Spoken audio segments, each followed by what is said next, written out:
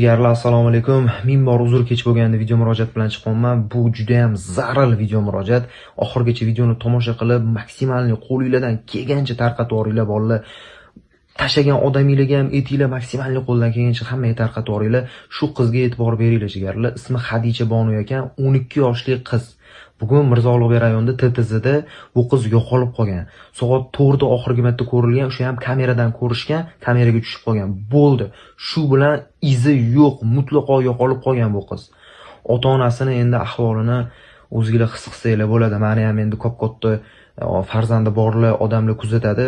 Farzandinglar, o'zingizlar farzandinglar yarim soat, 1 soatga yo'qolib qolsa qanaqa ahvolga tushasizlar? Endi bu qizni ota-onasi qanaqa ahvolda? Sizlarni eng katta yordaminglar shu videoni maksimalli tarqatib yuboringlar. Nomerlarini yozib qo'yganman. Agar shu qizni ko'rganlar bo'lsa, shu nomerlarga telefon qilib murojaat qilishsin jigarlar.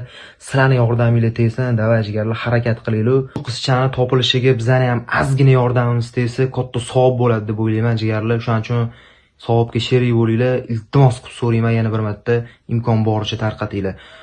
Oq kofta, qora yubkada ko'rilgan ekan oxirgi marta. Xullas 12 yoshli qiz, ismi Xadicha Bonu jigarlar. Mana men nomerlarini yozib qoldirib ketyapman. Hammalarga rahmat kattakon.